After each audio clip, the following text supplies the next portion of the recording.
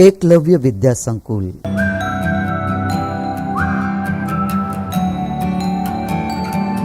अगले वीडियो में आपने रेशमा के बारे में कुछ जानकारी ली। अब हम रेशमा के बारे में कुछ आगे जानते हैं। तो इकाई को आगे बढ़ाते हुए परिवार के सभी सदस्य, पिताजी, छोटा भाई गोलू, दादाजी, दादी जी, सभी उसे बहुत प्यार करते हैं। वह सबकी आंखों का तारा है। तो आंखों का तारा होना मतलब बहुत प्यारा होना।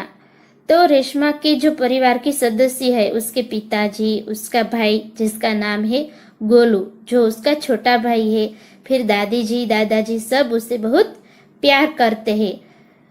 फिर माँ ने रसोई घर में सारे बर्तन, डिब्बे, बोतलें नीचे उतारकर साफ कर दिए थे। उन्होंने रेशमा को आवाज दी, रेशु, अगर तुमने नाश्ता कर लिया हो तो काम में मेरा हाथ बटाओ। माँ ने रसोई घर के सारे जो बर्तन है, डिब्बे है, बोतलें है, उसे नीचे उतारा, फिर साफ किया।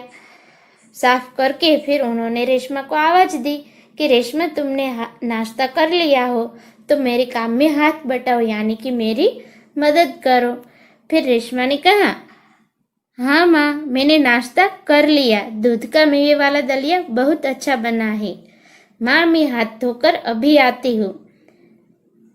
तो जब माँ ने रेशमा को मदद करने के लिए आवाज दी तो रेशमा ने कहा, हाँ माँ, मैंने नाश्ता कर लिया है। माँ ने जो दूध के मेवे वाला दलिया बनाया था वो रेशमा को बहुत अच्छा लगा, इसलिए उसने माँ से कहा कि दूध का मेवे वाला दलिया बहुत अच्छा बना है। माँ, मैं अभी हाथ धोकर आपकी मदद करने के लिए आती हूँ। रेशमा अपनी कुर्सी को धकेलते हुए रसोई घर में पहुंची। रेशमा माँ को बर्तन, डिब्बों पर लेबल लगा लगा कर पकड़ाती गई और माँ उन्हें व्यवस्थित ढंग से सजाती गई। रसोई घर फिर से चमचमाने लगा। तो रेशमा ने नाश्ता कर लिया, फिर उसने क्या है, अपने हाथ धो लिए, फिर अपनी कुर्सी को धकेल कर रसोई घर में पहुंच गई। माँ को बर्तन, डिब्बों पर लेबल लगा लगा कर उसने दिए और माँ ने उन्हें व्यवस्थित ढंग से यानी कि तरीके से, अच्छे से उन्होंने जो है वो सब चीजें है वो ऐसे सजा दी, रख दी। उसकी वजह से रसोई घर जो है फिर से चमचमानी यानी कि चमकने लगा। पिताजी दफ्तर चले गए। माँ को लड्डू बनाने के लिए कुछ जरूरी सामान चाहिए था। गोलू तो बहुत छोटा है, दादाजी बहुत बुजुर्ग है, अब सामान लाए कौन? माँ परेशान थी। रेशमा ने कहा, सामान मैं लाऊंगी। तो रेशमा के जो पिताजी है वो दफ्तर यानी कि अपनी ऑफिस चले गए। माँ को लड्डू बनाने थे, इसलिए कुछ जरूरी सामान चाहिए था। तो अब माँ क्या करे? गोलू तो बहुत छोटा है, दादा दादी भी बहुत बुजुर्ग है, वो इतना सामान उठा नहीं सकते। तो अब कौन सामान लाएगा? माँ तो परेशान हो गई। तो रेशमा ने माँ की परेशानी देखी, इसलिए रेशमा ने कहा, माँ, सामान मैं ला दूंगी, बस आप मुझे सामान की लिस्ट और एक थैला दे दीजिए। तो रेशमा ने सामान लाने के लिए माँ से लिस्ट और थैला मांगा। लिस्ट यानी कि हम जो यादी बनाते हैं कि ये चीजें चाहिए, तो हम भी जब बाजार जाते हैं तो पहले यादी बना लेते हैं कि ये सामान हमें लाना है, जिसकी वजह से हमें कोई भी सामान लाने में भूल ना हो और हम कोई सामान लाना भूल ना जाए। फिर माँ ने कहा, तुम ले आओगी अकेली? माँ ने पूछा। हाँ माँ, एक बार पहले भी तो लाई थी। रेशमा की आवाज में दृढ़ता थी। जब माँ ने पूछा कि तुम अकेली ले आओगी, तो रेशमा ने ऐसे दृढ़ता से यानी कि मजबूत आवाज करके कहा, हाँ माँ, एक बार पहले भी तो मैं लाई थी। फिर माँ ने कहा,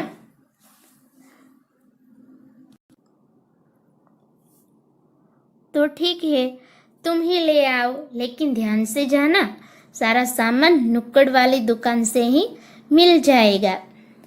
तो जब रेशमा ने माँ से कहा कि एक बार पहले भी मैं लाई थी, तो इसलिए माँ ने कहा कि ठीक है तुम ले आओ, लेकिन ध्यान से जाना, और पास में जो वो नुक्कड़ वाली दुकान है ना, वहीं से तुम्हें सारा सामान मिल जाएगा, तुम्हें दूसरी दुकान पे जाने की ज़रूरत नहीं है। उसके बाद थोड़ी देर बाद रेशमा सारा सामान लेकर लौटी। उसने गोलू को आवाज दी, गोलू ये लो तुम्हारे लिए टॉफी लाई हूँ। तो जब थोड़ी देर बाद रेशमा जो है वो सारा सामान लेकर लौट आई, यानी कि घर पर आ गई, तो उसने गोलू को आवाज दी, क्योंकि वो गोलू के लिए टॉफी लाई थी। गोलू टॉफी पाकर खुशी से उछलने लगा। कुछ ही दिन बीते थे। एक दिन शाम को रेशमा का घर दियों से झिलमिल प्रकाश से जगमगाने लगा। पूरा मोहल्ला जगमगा रहा था। जहाँ रोशनी ही रोशनी थी, क्या जमीन क्या आसमान। दादी जी ने बताया कि दीपावली अंधेरे पर उजाले की जीत का त्योहार है। बुराई पर अच्छाई और असत्य पर सत्य की सदा जीत होती है। तो कुछ दिन हुए तो एक दिन शाम को रेशमा का जो घर है वो झिलमिल प्रकाश से जगमगाने लगा।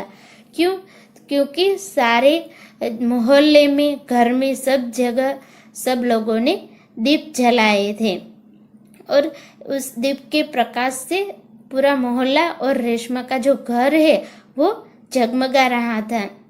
जहाँ बहुत सारी रोशनी ही रोशनी थी, कहीं अंधेरे का नाम नहीं था। कहाँ पर जमीन है और कहाँ पर आसमान है ये नहीं पता लग रहा था, इतनी सारी रोशनी थी। फिर दादी जी ने बताया कि जो दीपावली का त्योहार है वो अंधेरे पर उजाले की जीत का त्योहार है, यानी कि दीपावली जो है वो आसो वद अमास को आती है, और उस दिन बहुत सारा अंधेरा होता है। तो लोग उस दिन जब दिए जलाते हैं तो दिए की जो रोशनी है, जगमगाहट है, उससे अंधेरे पर उजाले की जीत होती है। बुराई पर अच्छे और असत्य पर सत्य की सदा जीत होती है। तो ये जो त्योहार है वो बुराई पर अच्छाई और असत्य पर सत्य की जीत का प्रतीक है। उस दिन उसकी जीत होती है। इस दिन रावण को पराजित कर राम अयोध्या लौटे थे। उसी खुशी में यह त्योहार मनाया जाता है। रेशमा और गोलू बड़े ध्यान से दादी जी की बातें सुन रहे थे। तो दादी जी ने बताया कि ये जो दिवाली का त्योहार है वो रावण को पराजित कर राम अयोध्या लौटे थे, उस खुशी में यह त्योहार मनाया जाता है। जब राम अयोध्या लौटे तो उस दिन सभी लोगों ने, जो अयोध्यावासी लोग हैं, उन्होंने दिए जलाकर उनका स्वागत किया था और त्योहार मनाया था। तो ये जो सारी बातें हैं ये रेशमा और गोलू ध्यान से सुन रहे थे और दादी जी ये सारी बातें सुना रहे थे। फिर कुछ देर बाद सबने पूजा की और प्रसाद खाया। गोलू अपने दोस्तों के साथ पटाखे छुड़ाने में मग्न हो गया। रेशमा अपने दादा दादी के साथ फुलझड़ियां जला रही थी। तो बाल दोस्तों, दीपावली के दिन हमारे यहाँ भी सब लक्ष्मी पूजन करते हैं। तो बाल दोस्तों, रेशमा के घर में भी पूजा हुई, फिर सबने प्रसाद खाया। फिर बाद में गोलू अपने दोस्तों के साथ पटाखे ऐसे जला रहा था और रेशमा अपने दादा दादी के साथ फुलझड़ियां जला रही थी। इतने में रेशमा ने क्या देखा कि गोलू ने जिस पटाखे को बुझा हुआ समझकर छोड़ दिया था उसमें से चिंगारियां निकलने लगी है। गोलू की पीठ पटाखे की तरफ थी। रेशमा चिल्लाई, गोलू गोलू बच्चों, तुम्हारे पीछे पटाखा है। तो बाल दोस्तों, जब रेशमा फुलझड़ियां जला रही थी, इतने में रेशमा ने देखा कि गोलू ने एक पटाखा जलाया था, लेकिन वो बुझा हुआ था। तो यह समझकर गोलू ने उसे छोड़ दिया था। तो वो जो पटाखा है उसमें रह रह कर चिंगारियां निकलने लगी, जो गोलू की जो गोलू की पीठ की तरफ थी। इसलिए रेशमा चिल्लाई कि गोलू गोलू तुम बचो, तुम्हारे पीछे पटाखा है।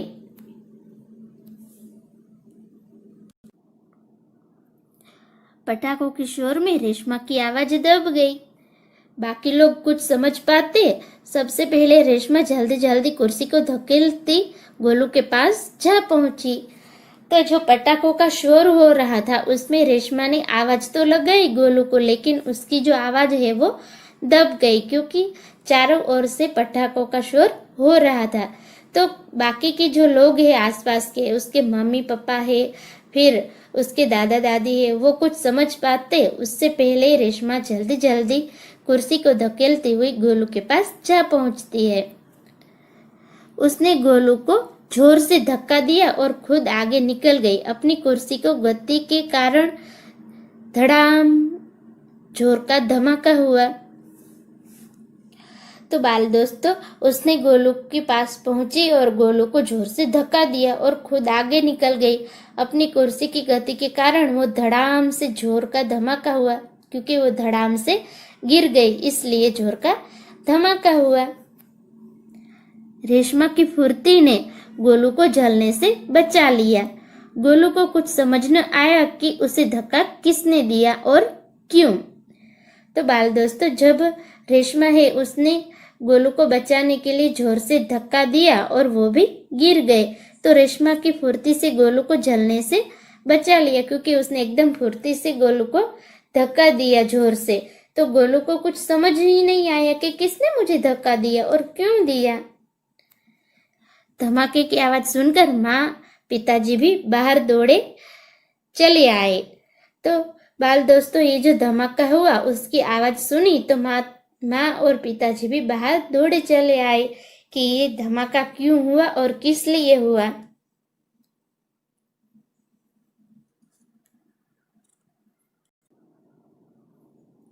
कुर्सी रेशमा के ऊपर थी और रेशमा नीचे।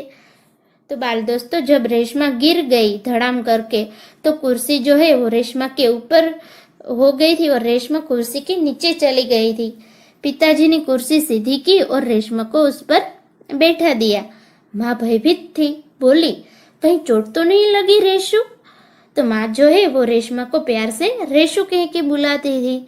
तो पिताजी ने आकर कुर्सी को सीधा किया और रेशमा को उसमें बिठाया। माँ तो बड़ी भयभीत हो गई थी, डर गई थी कि कहीं रेशमा को कहीं चोट नहीं लगी हो। तो वो उससे बोला भी, पूछा भी कि तुम्हें कहीं चोट तो नहीं लगी है। रेशमा ने उन्हें सारी बात बताई। सबने रेशमा की पीठ थपथपाई।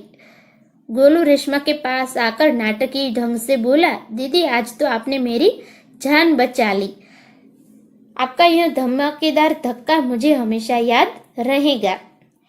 तो फिर रेशमा ने माँ और पिताजी को सारी बातें बताई। तो सबने रेशमा की पीठ थपथपाई।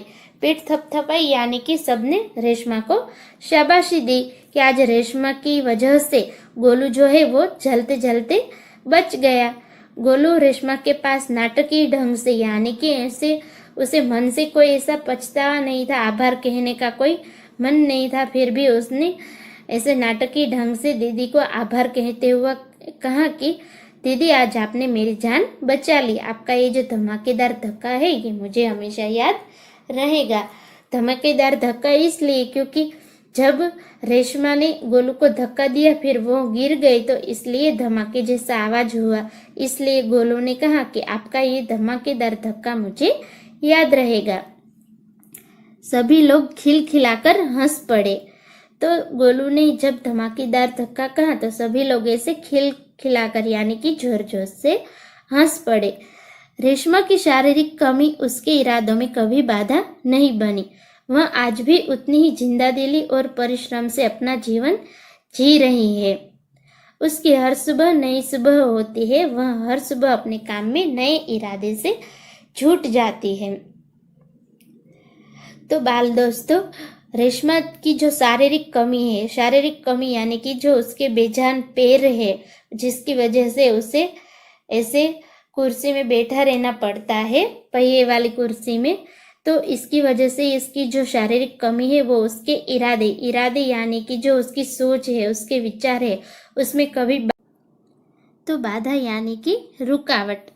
तो रेशमा की शारीरिक कमी उसके विचारों में कभी रुकावट पैदा नहीं करती। वह आज भी इतनी जिंदा दिल यानी कि खुश मिजाजी और विनोद प्रिय, ऐसे हंसी मजाक वाली और परिश्रम यानी कि मेहनत से अपना जीवन जी रही है।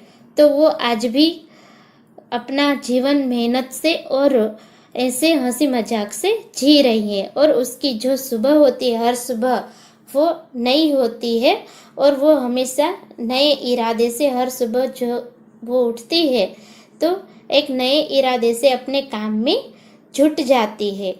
तो बाल दोस्तों, हमें भी रेशमा से कुछ सीख लेनी चाहिए कि हमें भी रोज़ सुबह जगकर हमारे जो पढ़ाई होती है, हमारे जो घर के काम होते हैं, उसमें हमें हमेशा ऐसे मन लगाकर काम करना चाहिए। तो ये सब हमें रेशमा से जानने को मिलता है और दूसरों की मदद भी करनी चाहिए।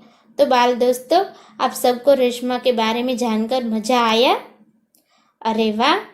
तो आप सब भी ये रेशमा की तरह बनने की कोशिश करना और उसकी तरह एक अच्छे बच्चे बनना। वंदे मातरम।